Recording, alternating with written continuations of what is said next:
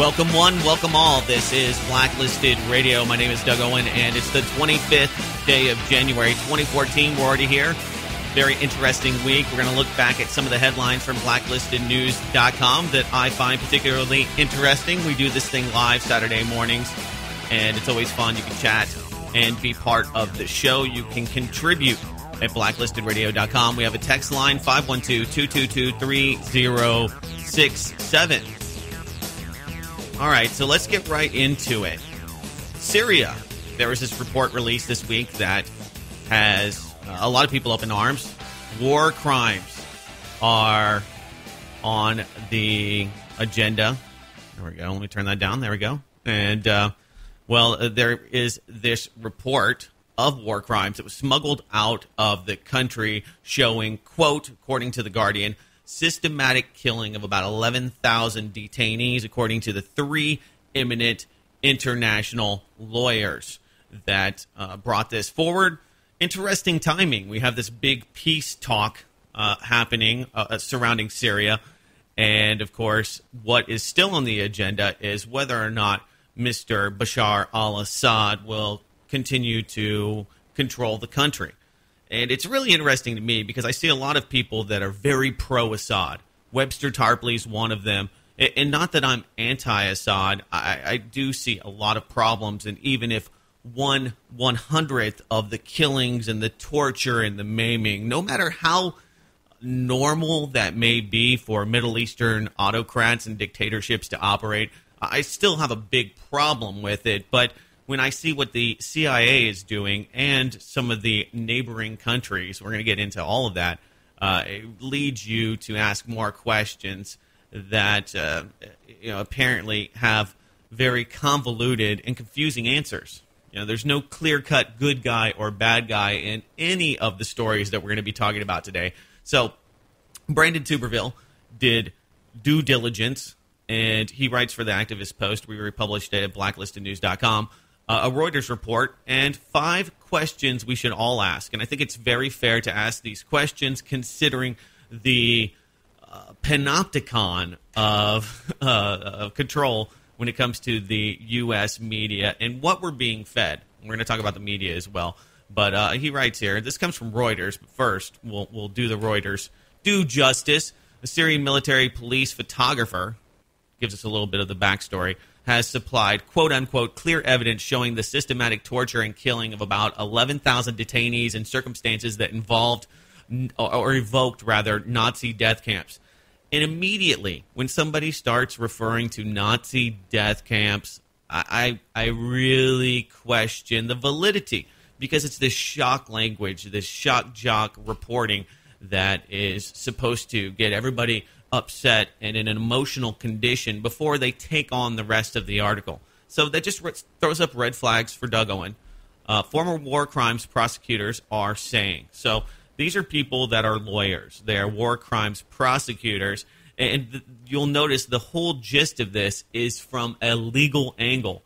The Syrian officials could face war crime charges as a result of the evidence provided by the photographer who has defected, the 3 prosecutors said. So you have the prosecutors, you have a defector, and you have these pictures that are absolutely heinous. I actually did read the full report, not all of it, but I read through the full report. And, of course, I'm no expert. I can't prove, and I don't think that these lawyers can prove or disprove that these are actually Syrians. We've already seen the media in several instances portraying fake images, CNN showing pictures from Iraq, which is completely on fire. It's almost as bad as Kyiv. The daily killings, the explosions, the destabilization of the puppet autocrat government that the U.S. installed is becoming more evident by the day. Nonetheless, we have 55,000 images. I didn't look at all of them, but they show torture, corpses that have no eyes. They show strangulation and electrocution signs. I mean, really heinous stuff. It's a 31-page report that accompanied the report. So you can check that out. The Gulf states feudal monarchy is number one. The people that have brought this forward and actually instituted or initiated this investigation and have sponsored the report. So question number one is, what does Qatar have to gain from all of this? Now, Qatar was the recipient of exclusive no-bid contracts into the Libyan oil fields. Okay, they were there from day one when they instituted the central bank. Just go back a few years to 2011 and recall how Qatar and other Western favored monarchies in the region directly, financially, and militarily benefited from the ousting of Muammar Gaddafi, regardless of what you think of him. The fact that they instituted a central bank before he had even been killed or sodomized, now dead, but it really does paint the picture that there's a lot of forethought and really the most important thing, and you could say this from a military standpoint as well, is that if you're going to blow up the government, you have to have some kind of contingency. You have to have a lot of cash. You have to rebuild the infrastructure, because if you don't do it fast enough, you'll end up like we had this situation in Iraq, where basically it just kind of self-devolves and starts eating itself because there's no infrastructure. And regardless of how much the people genuinely hated Saddam Hussein, the alternative, the U.S. and the Saudi Arabian infidels and all of their wisdom, blowing the whole country to pieces. It didn't work out. You're not going to win over the people by blowing up all the milk factories and blowing up all of the water plants and letting people live in squalor.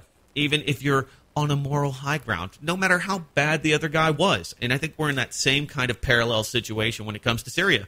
No matter how bad Bashar al-Assad is, do you want al-Qaeda running over and creating this, Wahhabist, jihadist parallel government that is beheading citizens and killing Christians and all the other horrific things that they are doing? So we get into this debate of, who's worse and why are we paying for any of this? And at the end of the day, is this going to benefit anybody?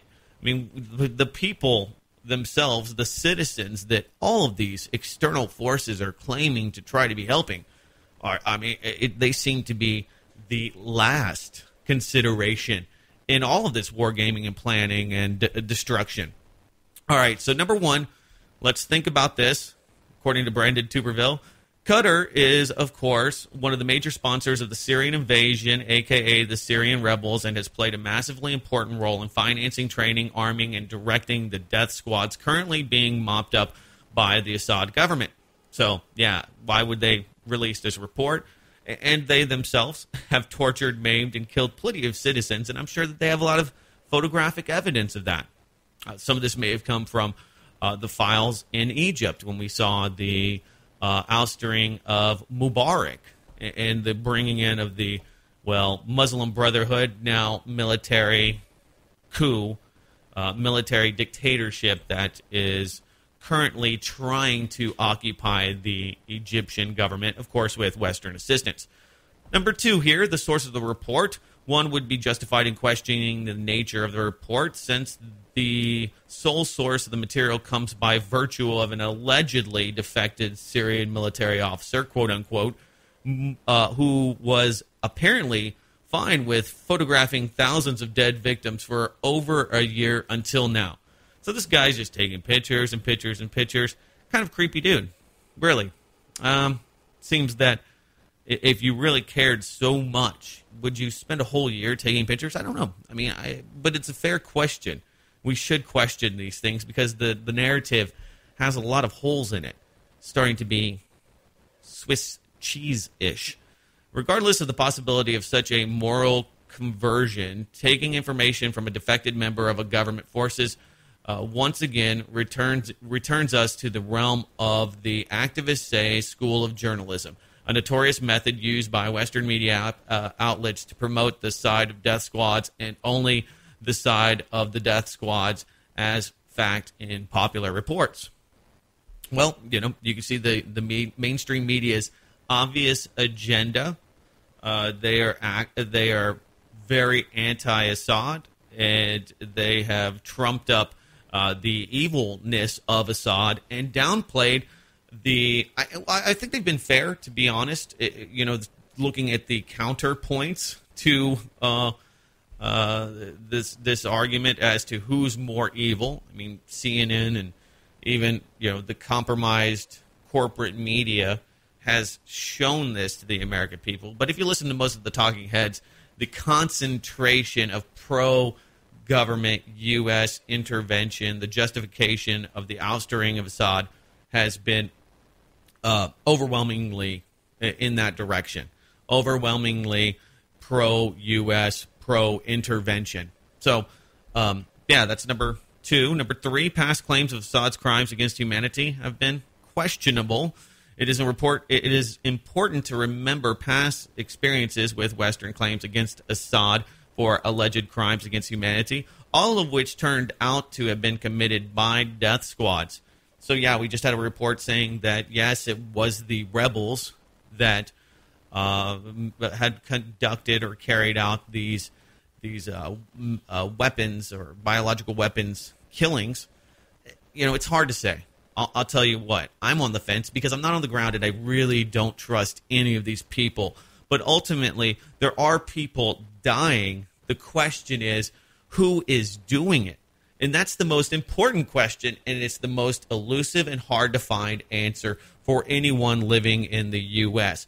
But, as Brandon Tuverville points out, the gap in credibility and the Western agenda really do tip the scales, if you're looking at this objectively, to make you think, well, why would we trust the Western media?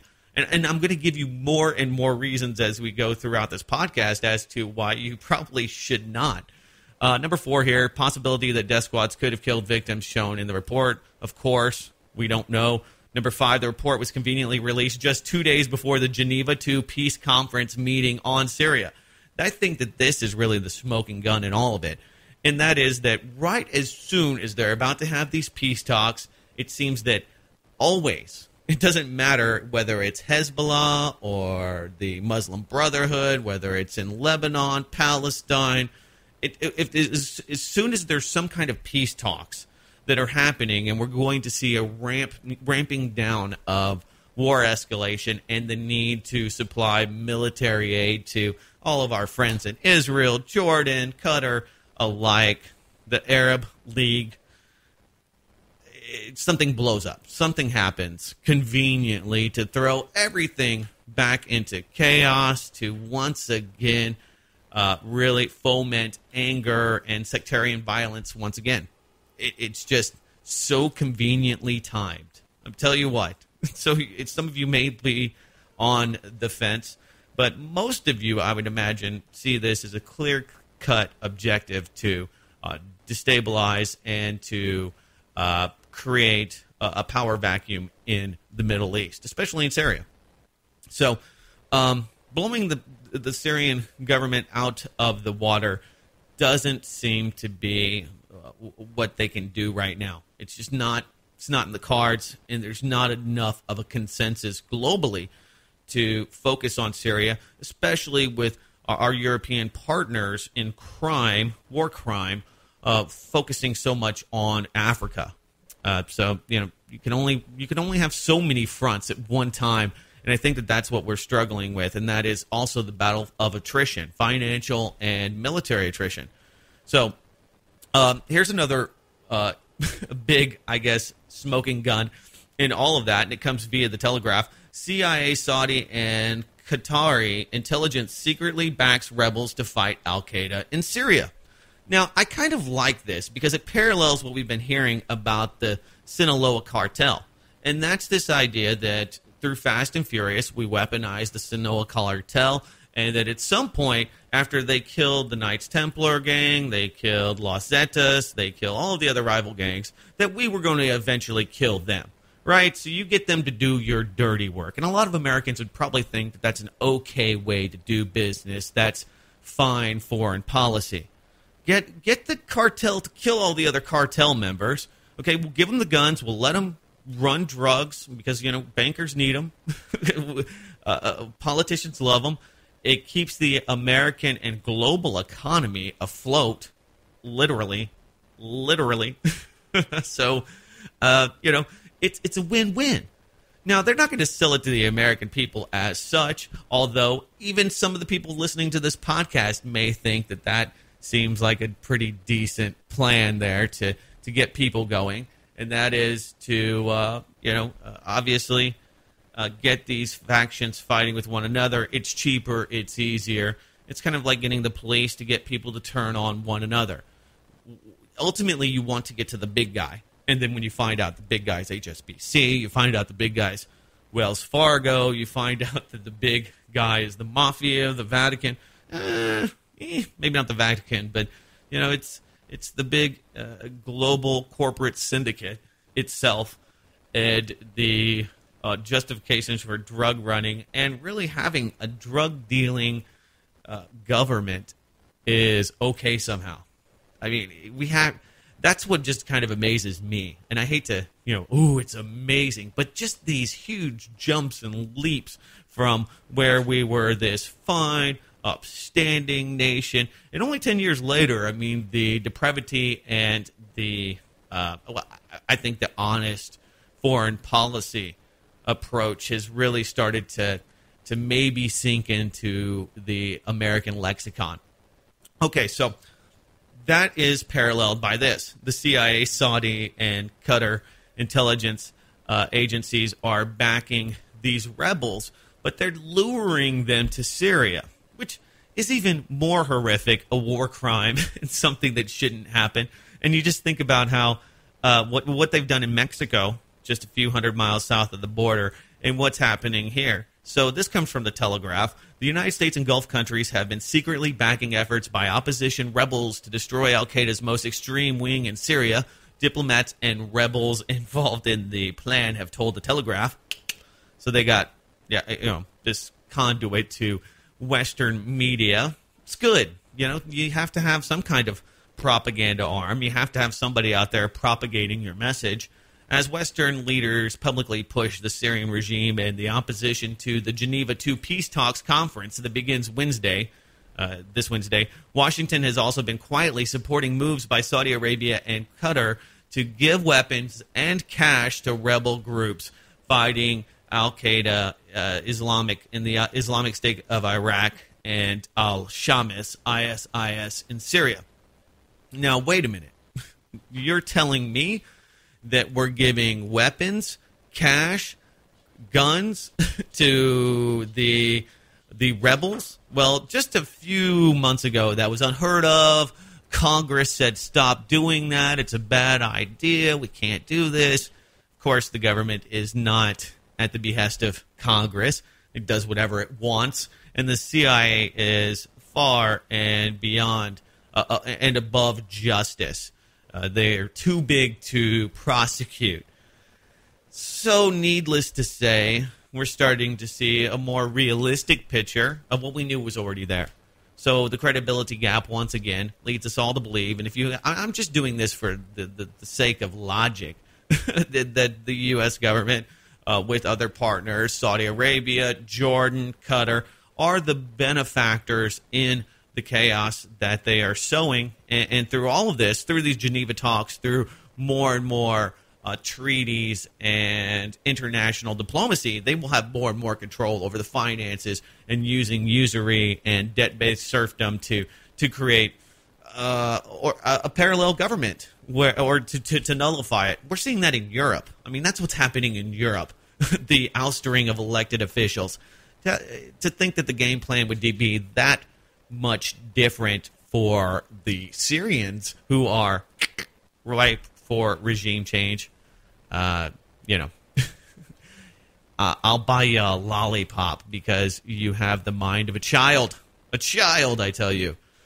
All right, so yeah, U.S. feigns horror over cooked-up report on the Syrian war. Tony Cartalucci at Land Destroyer did another great bang-up job on this. If you need to continue to find ways to convince your friends and family that there is an agenda afoot and we are sowing chaos in the Middle East, especially in Syria, and that our good friends, I mean, just think about this. I mean, wouldn't we want prosperity? Wouldn't we want to trade and, secure all of that energy assets? But if it wasn't for all those damn Qataris that are throwing, and this is where the battle really, I think, ultimately lies, and that is in these peace talks and the pro and con of leaving Bashar al-Assad in place. Needless to say, getting all of these people at the table is, I think it's productive, but it's just giving more and more power to, terrorist organizations, the intelligence agencies. And I mean, by every definition, these are terrorist organizations. They fund terrorism. They give fuel, money, fuel to the fire, that is. They give money, cash, weapons, drugs, Viagra to all of those people there. So peace talks have really taken some hits. There was a little snafu you may have caught. Peace talks and chaos as the Greeks refused to refuel the Syrian flight.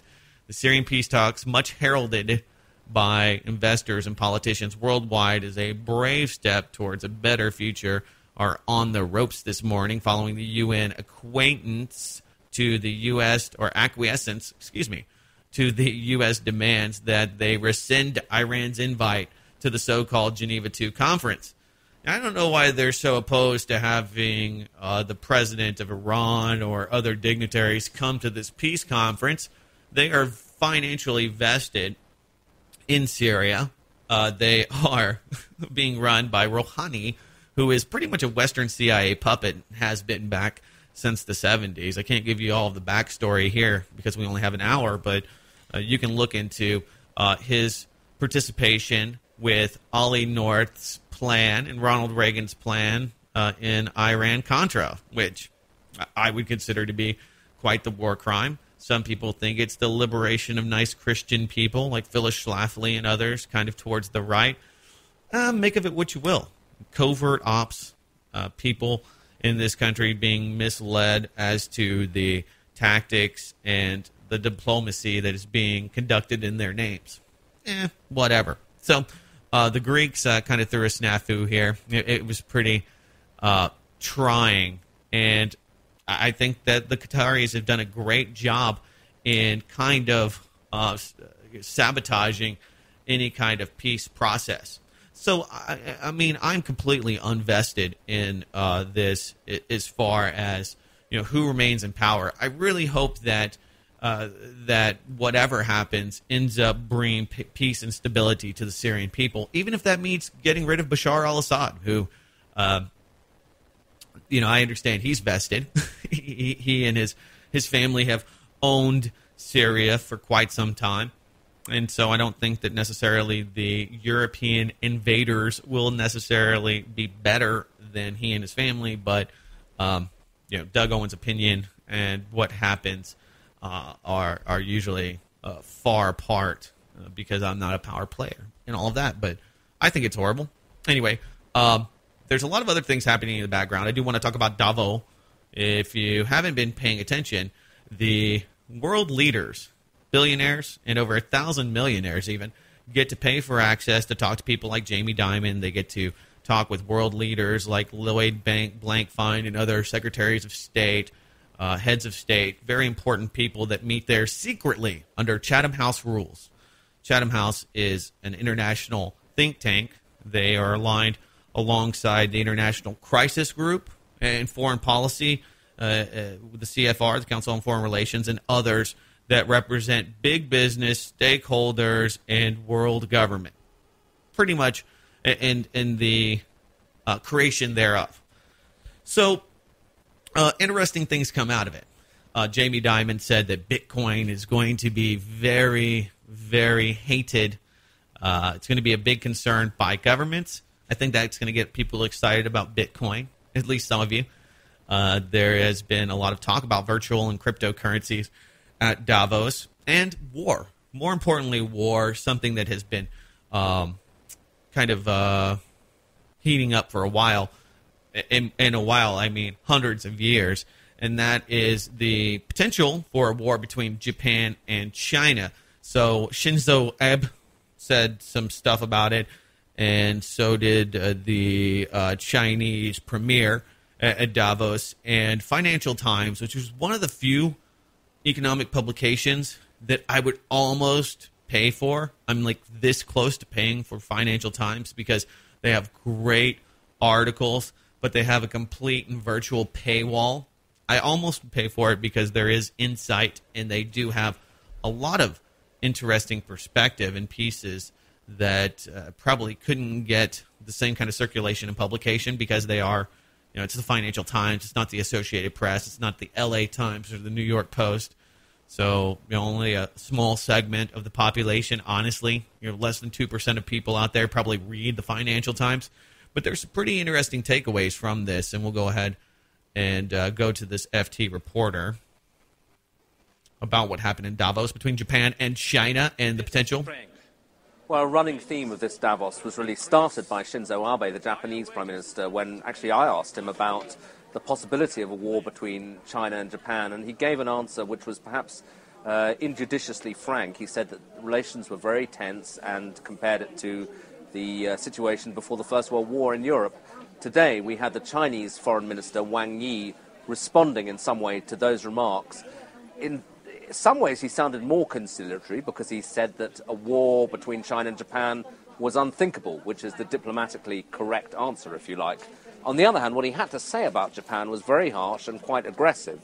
He said that Japan should not be allowed to wriggle out of the fact that it was Japan that was unequivocally responsible for the Second World War, and showing that this historical dispute is still a very live issue between China and Japan and still a source of great grievance and so on. And he also condemned Shinzo Abe for his visit to the Yasukuni Shrine, which is where the souls of Japanese soldiers are said to be interred.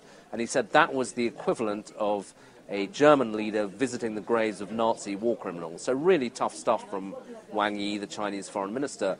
And I think that many people will leave this Davos rather more concerned about relations between China and Japan, the two Asian superpowers, the second and third largest economies in the world, more concerned than when they first arrived here. People are, I think, thinking this is not a situation that is getting better, it's getting worse. Today we had an interesting session where the very smooth Iranian foreign minister, Mr. Zarif, was speaking on the same platform as a Jordanian and an American and so on. And Mr. Zarif was putting forward Iran's kind of proposals for how to settle all these things. He said, for example, that he was prepared to go to Saudi Arabia, a country that Iran has very difficult relations with, that said that dialogue was very, very important. But he didn't have things all his own way. A lot of people said to him, well, hang on, are you prepared to condemn Hezbollah, the Iranian ally, which is fighting inside Syria? Aren't you actually trying to advance your own Iranian interests? How can we trust you on the nuclear issue? So behind the kind of very Davos-style emollient discussion where people sit down and try to discuss these things in civilized terms, I still got the impression that there's some very tough issues that aren't really going to be much closer to being resolved. And indeed, when Richard Haas, the American Council of Foreign Relations Middle East specialist, was asked, did he think, at the end of this Middle East discussion, that things were going to get better over the next year, he said, and I think he was speaking for most people in the room, that no, he thought they'd probably stay the same or even get marginally worse. All right, there you go. Council on Foreign Relations, Richard Haas says things are going to get potentially worse. 2014 is going to be a bummer year for a lot of people, and unfortunately, he's probably correct. And I think that when you look at the tension between the Japanese and the Chinese and the Japanese, and how all of these things are really culminating, and we're seeing this pivot, it is bringing about the trilateralist agenda. You have countries that are going and shifting towards all of the protection that they can get from one of these huge super economies, mainly the U.S., Western world, Europe, Israel, and our benefactors and friends in the Middle East and around the world. And then you have Russia. You then have China. And so you have the Asian and Eurasian divide. Now, where it goes, who knows? But I think that one thing is telling, and that is that no one really wants war, but the prospect of war and the ability to negotiate and using war as kind of the anvil that they're going to drop on someone's head really changes the whole process of diplomacy and makes people come to the table with war in the background. Changes the whole situation when you're talking about trade, when you're talking about assets and resources, and moving forward, we're going to see more resource-based concerns and wars. That's all there is to it. So some of the other things that came out of the World Economic Forum, according to Simon Black of Sovereign Man, and we got other reports here too that really do dovetail this, basically saying that the consensus was we need more capital controls. We need less ability for things like bank runs and the people out there, making decisions in the market that could upset the balance of power. So here's a quick quote. As the saying goes, desperate times call for desperate measures. The phrase is branded about so frequently, it's generally accepted truth. But I have to tell you that I fundamentally have to disagree with the premise. This desperate times, in fact, call for complete resets in the way people think. Desperate times call for the most intelligent, effective, least destructive measures. But these sayings aren't as catchy. The old adage has become a crutch, a way for policymakers to rationalize the idiotic measures that they have put in place. But hey, desperate times call for desperate measures. I guess we're all just supposed to be okay with that. One of those desperate measures has been that coming up a lot lately is that the reintroduction of capital controls. It started in 2012 when both the European Central Bank and the International Monetary Fund separately endorsed the use of capital controls. Sorry, there's I'm on as I talk about FT. There's this flash banner flying around here. Get out of my way. So anyway, for the IMF, it was a stark reversal of its previous position, and Paul Krugman lauded the agency's surprising intellectual flexibility. So this has become a popular item, and that is using capital controls. Now, we saw that in Venezuela with the taking over of toilet paper companies and with basically the nationalizing of industry. Where that goes, never really. Time and history tell us that when you start using those desperate measures, they 9 times out of 10 they fail. The desperate thinking has to be re-envisioned. You can't go back to old failed models, and that's why I agree with Simon Black here, is that if you try to do what Stalin or Lenin or people of the past have instructed us to do, doesn't always work out so well. We have history to show us that it doesn't work out so well, and so I guess it's kind of frustrating for me, and I'm sure a lot of you, to see governments, people like Maduro in Venezuela, doing this over and over again. Now, in Argentina, you may or may not be aware, they're in the process of a default. The Argentinian peso is collapsing.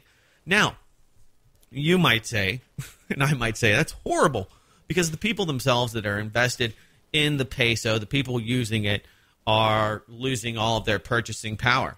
But if you go to FT, this is a great time, a great opportunity to buy bonds. Now, many of you would say, this is a crazy idea, Doug Owen, to buy Argentinian bonds. I'm not telling you to. I'm not a financial investor.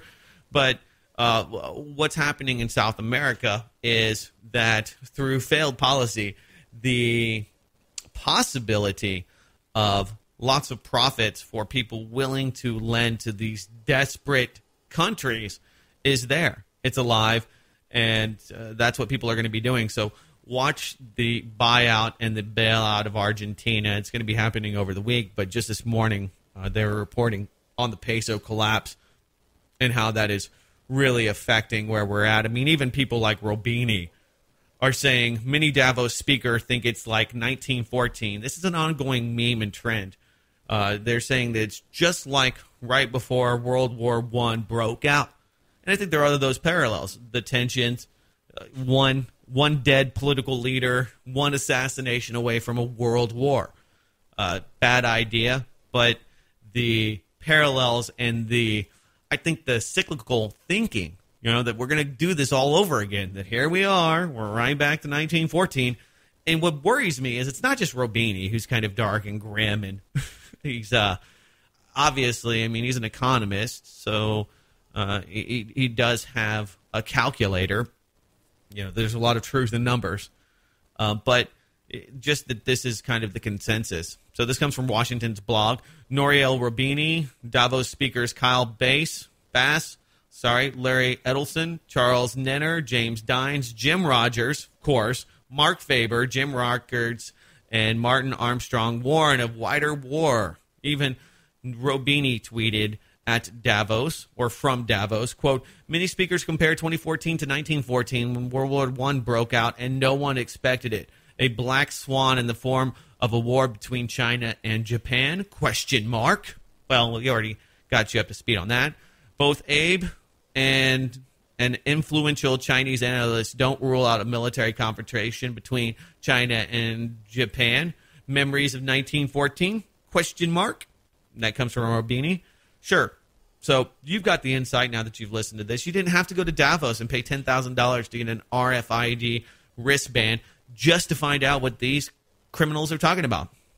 Kyle Bass writes, trillions of dollars of debts will be restructured and millions of financially prudent savers will lose large percentages of their real purchasing power at exactly the wrong time in their lives. Think about that. Debts. Everybody has them. Some people will be forgiven. Student loans, there's $1 trillion bubble right there. Will it be forgiven? At some point, maybe it has to.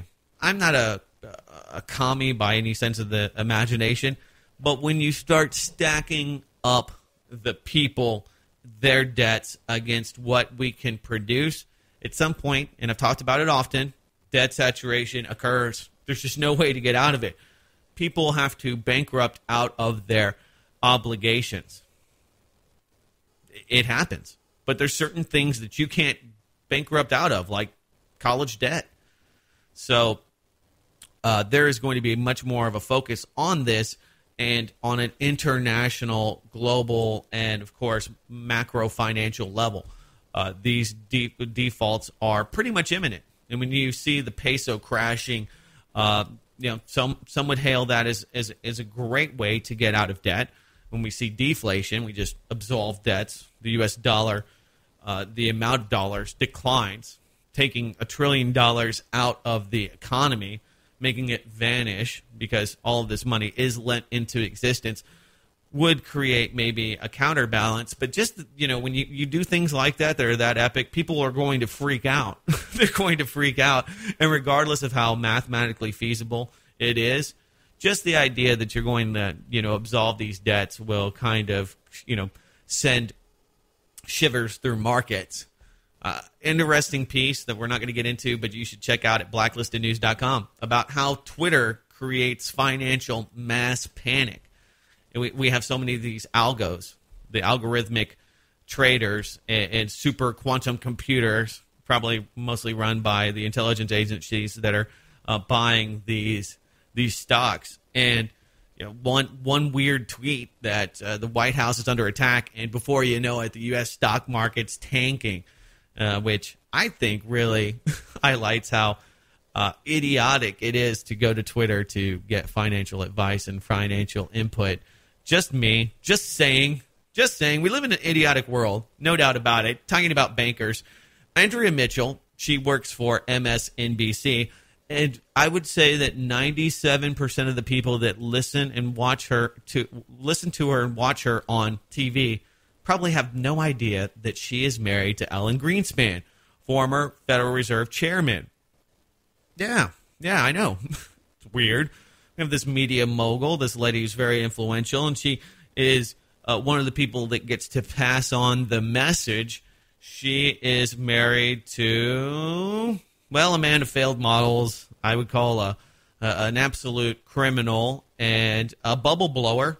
He's definitely a bubble blower, and somebody who had either, by his own admission, either a lack of foresight or is criminally negligent. Either way, you probably won't want to take a lot of his advice. You know, when you can move the markets, and if he's telling you the truth, then maybe. But how do you really get to that? Anyway, she is on MSNBC, and if you've been looking at corporate media, the numbers of people that watch the evening news, that watch these shows, it's dwindling for a lot of different reasons. Because market saturation, because there's just so much of it on. When there's 1,000 different TV shows that are really all the same, when there's thousands of pro-government hacks regurgitating to the left or to the right, whoever their base may be, it's just boring. I mean, you can only take so much of it, and I think that people have reached that media saturation. But if you haven't seen this, and for some of the international listeners, I think you'll get a kick out of what is considered real news in America today. Okay, so there's a congresswoman. She's talking about this government task force that was put together. Her and another fine lady came to the consensus that what the U.S. government, the federal government, and the NSA is doing is completely illegal and unconstitutional, and it's bad for business. It's destroying our tech sector. I could give you a lot of really good reasons why it's a really bad idea to spy on the world globally, and why it doesn't give us desired results, even if you want to spy on everyone. It gives you false securities. It gives you information that is unactionable. It's unusable, mostly. And you get, once again, with this theme of saturation, you have so much information that you can't really do anything with it. So she's talking with Andrea Mitchell here on MSNBC about the NSA collecting phone records, metadata, beyond that. Pretty important topic, I think very timely. But she realizes what real news is all of a sudden. Here we go. Consider not continuing Section 215. Let me interrupt you. Congresswoman, let me interrupt you just for a moment. We've got some breaking news out of Miami. Stand by, if you will. Right now in Miami, Justin Bieber has been arrested on a number of charges. The judge is reading the charges, including resisting arrest and driving under the influence. He's appearing now before the judge for his bond hearing. Let's watch. Yeah. So please stand by. There's real news happening right now as we speak, and nobody cares about the NSA anymore. Maybe it's true. They know what sells. They absolutely know what people want, and that's what news is today. And you wonder why the numbers are dwindling. You wonder why people have an all-time distrust of media, of government, where just about every metric of which they scientifically gauge Americans. And, I'm excited about this because I think it's a great thing that they are losing the trust of Americans. Although, if you have everybody who becomes just as cynical as me, if everyone's that cynical, then, sadly enough, I mean, it does have a moral decay because people no longer believe in anything. They believe that most of what they see on the television is a lie, and who do you trust? It's a sad state. I guess it's just one of those things that you kind of have to go through. You have to kind of make that realization before you can really be more objective and have a better chance of getting close to the truth. But anyway, that's why they're losing their credibility. It's beyond that. All right, as we move forward, a few more stories I want to get into, one of which is the new confession of Mitt Romney. He's finally admitted that he had to steal the Republican nomination from Ron Paul. Now, this great piece that comes from... Oh, come here. Don't do that to me. Internet, do not do this. Okay, it comes from Sodahead. I knew that. It's a documentary film about the Republican presidential candidate Mitt Romney, and it premiered last Friday at the Sundance Film Festival. Let me get some water here before I go under. That's what Colorado sounds like. during one of the final scenes in the movie, he basically has a confession, a basic admission. He says, given what has come before it in the film, Romney's defeatism, quote, in the debates, the scenes leave the impression that perhaps in his heart of hearts, Romney never really believed he could win. That also seems the message of one of the last scenes of Mitt. That's the name of this documentary film. The day after the election, when Romney addressed his staff at the Boston campaign headquarters, the old lack of confidence came out as Romney suggested that he never felt comfortable in the race. He passed on something someone at headquarters had told him, quote, in some ways we kind of had to steal the Republican nomination. Our party is Southern, evangelical, and populist, and you're Northern, and you're Mormon, and you're rich, and these do not match well with our party. So basically saying that he's an outcast. And let's not forget that Obamacare did not come from the Democrats. Obamacare did come from Mitt Romney and the JBS, the Heritage Foundation, these very conservative groups that fund a lot of anti-Democrat awareness campaigns, PSAs. You hear them all the time. You say, Doug, what do you mean JBS had a hand in Obamacare?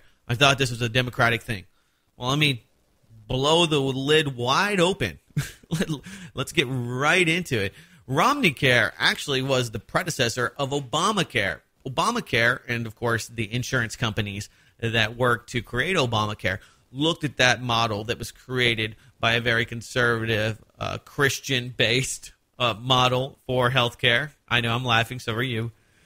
Whatever you believe of that, because a lot of people are selling all these different things, like they're evangelicals, that they are Christians, that they are not rich, that they are not looking out for the rich, that they are of the same cloth as you and I, the plebeians. He had a hard time pushing that, but, that is what the insurance companies that are corporate sponsors that have been big benefactors of the Republican Party and investing in the Republican Party pushed. So let's not forget that it takes two to tango, and it's one head on a two-winged beast. That's the American way. You have two wings of the eagle, the bald eagle, and one head.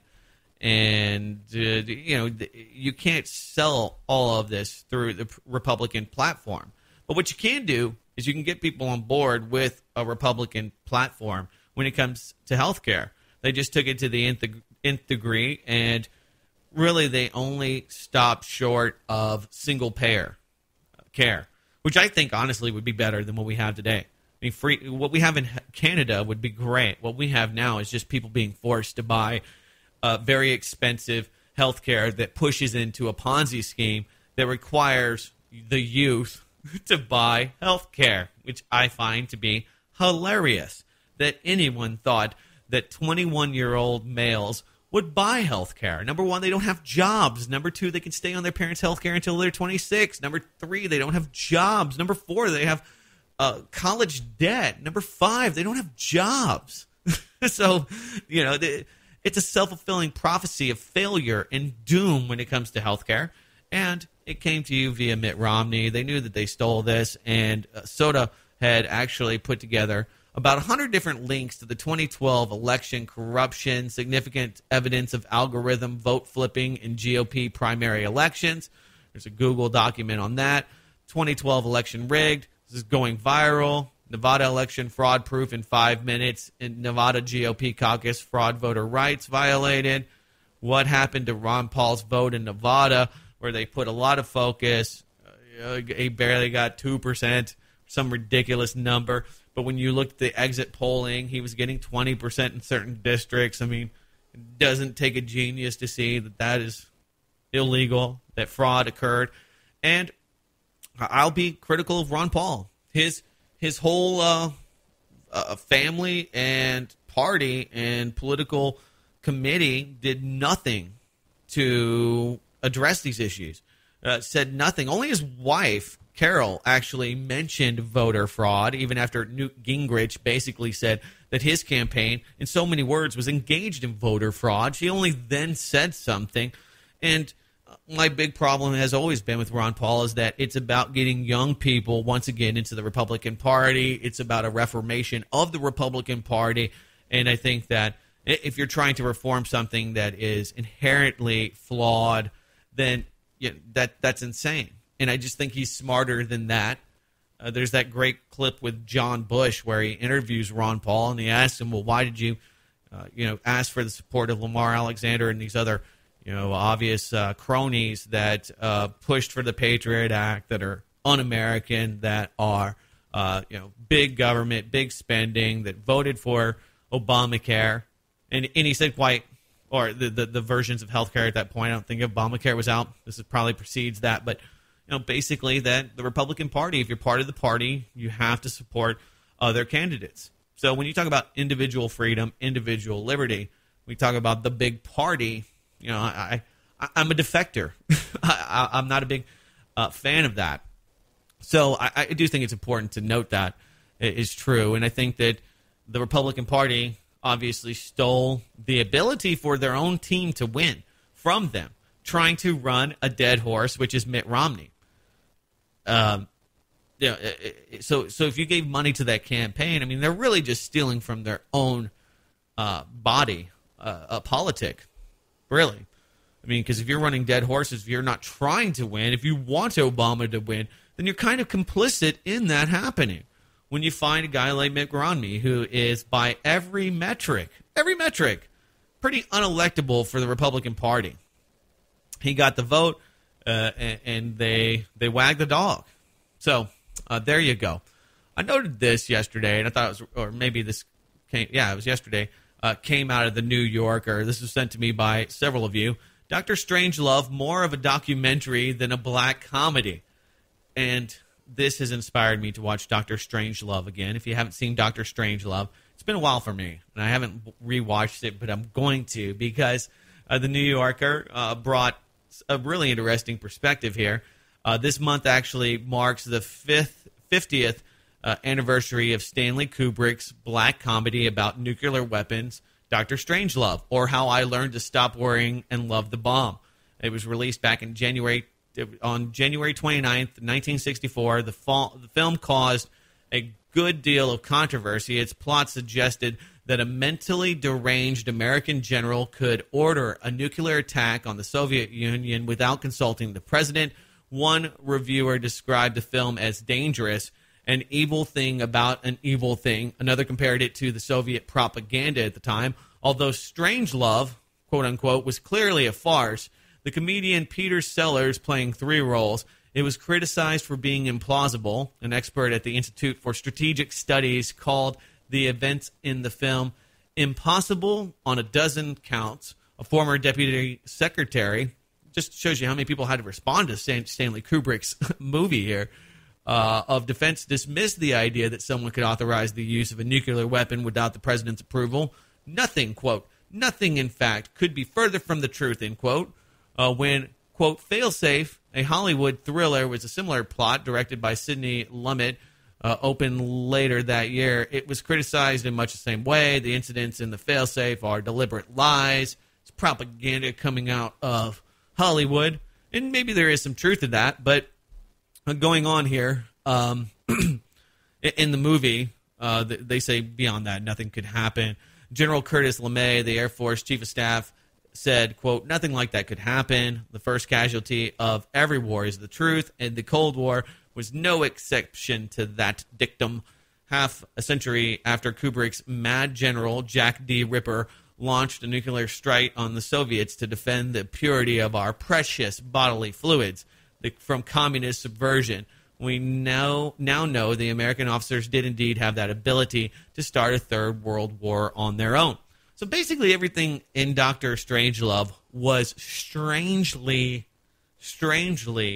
accurate.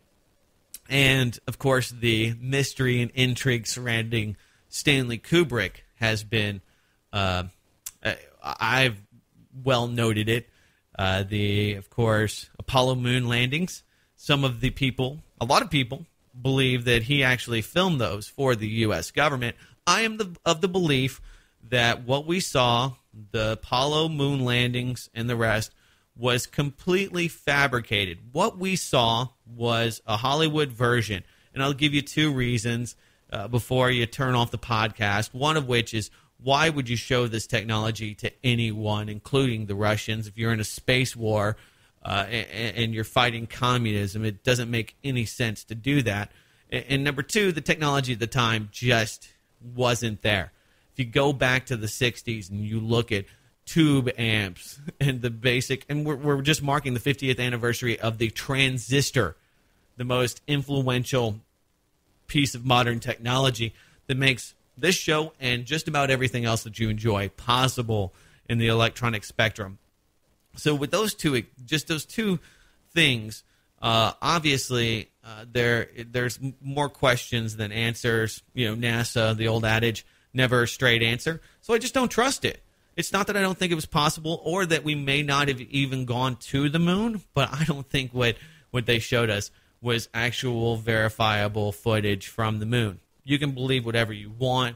I would say just look at it again and look at the technology. Look at those moon lander rovers and ask yourself, did they really get those onto the moon and back here?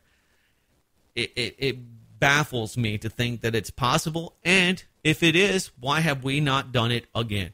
If it was so easy to send people into space and land them on the moon that we could do it with, you know, the radio telescope technologies and basically creating this high-def video to the moon and back, ask yourselves why I can't get Fox 7 on my HD TV. Why?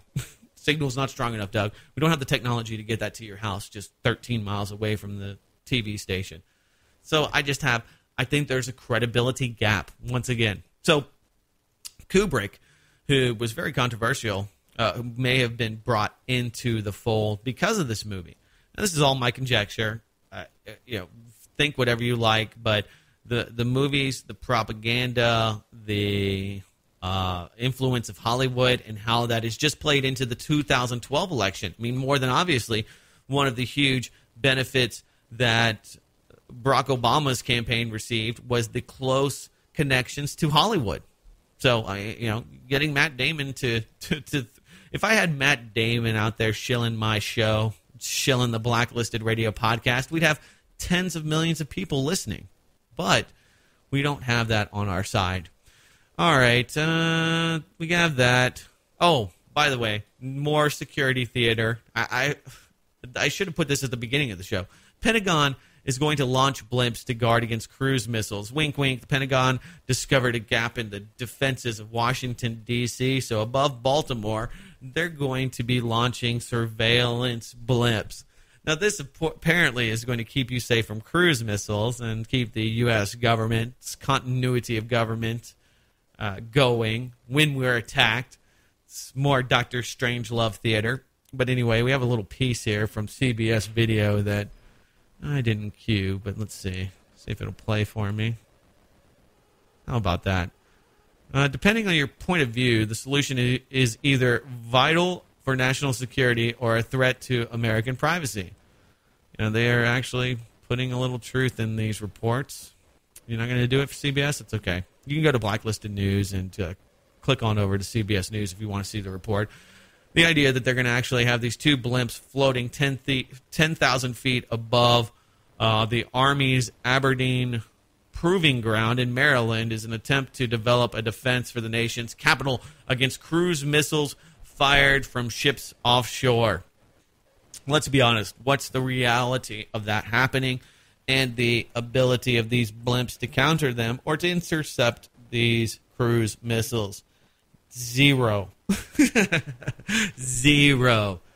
Okay, they have these very advanced weaponry or anti-missile systems that they have been spending millions, hundreds of millions of dollars on, that they have put onto the West Coast. And every time they test these, you'll hear about a test about every 2 years.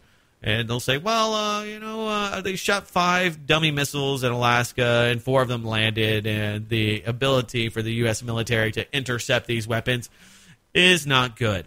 Now, here's my problem. Not that you don't already have problems, and I don't already have problems with big blimps flying around the skies watching us, which is exactly what it's going to be used for, just like every other thing in the terrorist or anti-terrorist arsenal, whether it's flashbangs and grenade launchers in Dayton, Ohio. That happened this week. All the people in Dayton that are listening to the show, watch out. Look above. There may be grenades flying through the air. Probably not, but your police have them now for whatever reason. Yes, it is pretty weird to be here at this point. It's surreal anyway, because these are the things that crazy young Doug in his 20s talked about happening as a result of what happened on 9/11. At some point, man, there's going to be blimps above the cities, and they're going to be watching everybody, and they're going to be selling us on it, and we're going to have constitutional free zones. At least the Supreme Court's looking at that, although they're going to probably codify in stone the ability for the government to take your electronics, which is really your life, away from you at the checkpoints that are internal. I don't know. I don't have a lot of hope. I've become a cynic when it comes to the Supreme Court. Maybe they will do something with that. But, I mean, the Orwellian aspect of this and just how far we have come in just such a short amount of time really, really freaks me out when I start thinking about 2020, 2030, in the idea that we're going to get there and what is going to be normal at that time. Things that we talked about, young Doug, that is, and many of you who have been with this show since 2008, seemed very far and remote, seemed very far off and remote away from where we're at today, and here we are. So anyway, it makes for interesting conversation, I guess. And I wanted to end this, and this is something where I guess I can pat myself on the back, but really there's no reward for being right. Goes to Baghdad. This came out of Foreign Policy, the Council on Foreign Relations. Every once in a while has some pretty illuminating information. America's army of contractors hasn't gone anywhere. They just work for the Iraqi government. Remember we said, well, the war in Iraq is over with. We've taken our troops out. We're not going to occupy Iraq any longer. We have a stable government. They've had elections, and Maliki is now in charge. All right, remember all of that? Even the faux pas of George Bush on the Theodore Roosevelt, I think it was, one of the big aircraft carriers with his big banner, mission accomplished. Not quite, and still not quite finished today. It's just being privatized. And I talked about this over and over again. That this is just fantasy. This is just fiction for the mind. It's theater, my friends. It's just the glass half full or half empty. Either way, you have half of a glass of water. Well, Foreign Policy notes, the Pentagon says the last of its defense contractors left in Iraq back in December, just weeks before portions of the increasingly violent country were conquered by Al-Qaeda. Yeah, and it hasn't worked out too well. And I will say, from the get, Eric Prince and BlackWater, now Academy, not doing a very good job. I mean, if you think about the security and the private security of Iraq, the fact that they have checkpoints everywhere, it seems that everything that they have done to secure Baghdad, the Green Zone, Iraq, has really turned out to be a mess. If you look at plans like P2OG, Google that. You will look at the plans by the U.S. military and its powers that be, Eric Prince and BlackWater and others, to break down the country into sections, into different quadrants. Of course, northern Kurdistan. I mean, if you go to Kurdistan, which doesn't really exist, but if you go to northern Iraq, these guys are living in this really weird Western world where their street names are Houston and Dallas, and they have condos, and it looks like a little America. And they're kind of immune from a lot of what's happening, the bloodshed that we hear about every day.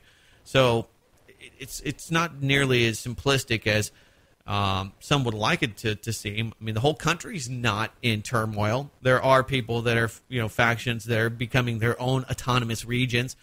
And that's good because, quite frankly, I believe in local government, maybe not tribal government, but I think that when you look at the broad aspect of our federal government, it's too intrusive, and it doesn't respect or represent the people that go to the polls.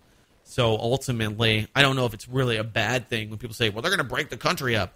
Yeah, from what, a dictatorship where people can actually have a little bit of local control? It doesn't seem that bad to me. But, but at the same time, I don't think that people like myself or other Western leaders should be dictating what happens in these regions. Anyway, long story short, in October, according to this quarterly report that they released, of the 6,624 contractors, 1,626 were U.S. citizens, 2,807 were civilians of another country, and 2,191 were Iraqi citizens from Iraq. So these are the private military contractors, the international force that we'll probably see shifting and has already been, shipping weapons to Syria. These are the people on the ground fighting allegedly Al-Qaeda. And what a wild world we live in. What a huge mess the Middle East has become. I think a lot of Americans have become completely apathetic to what's happening there because they don't realize the financial and long-term consequences that this is having and what it will ultimately do to the U.S. security state in this country. It's only going to make it worse. It's going to metastasize like cancer. And all of the BS about the stand down, the troops leaving, that, at one point, if you think about it, it has been quite a stand down. We had 157,000 troops plus in Iraq. It's huge. It's a city worth of people. Now a few thousand elite forces, which are routinely executing political dissidents and by many accounts are just black bagging opposition. This is how they're getting business done. And some would say, including myself, that doesn't seem much better than who and what Saddam Hussein was doing, selling oil for euros or waging world jihad. Yeah, exactly. So you can pick which one is worse and which one we should have chosen. Many of you out there, like myself, were banging the drums for peace. You're peacemongerers. You were trying to convince others that this plan was going to do nothing to help the people of Iraq or to bring stability to the region or security to this country. And I commend you for doing so. Hopefully more people are now looking at what's happened and are buying into the message. I think that that's one of the great things. We can at least talk about this in hindsight. We are seeing some things happening. KBR is being sued. So a lot of the people that made tons of profits in Iraq are actually maybe at some point going to be held to account. So there's some window dressing, some things to look forward to in the very near future. Thank you once again for joining me on this live Saturday morning podcast. If you pick up the show, share it with others. Let people know about it. It's on iTunes, Spreaker Radio, Stitcher, TuneIn Radio, and vote and comment on the podcast. That does a lot of good in expanding the reach. Please continue to support us. You can do that at blacklistedradio.com and blacklistednews.com. Until next week, hope you have a great week and hope to see you back here for another live edition of Blacklisted News Radio. Until then, take care.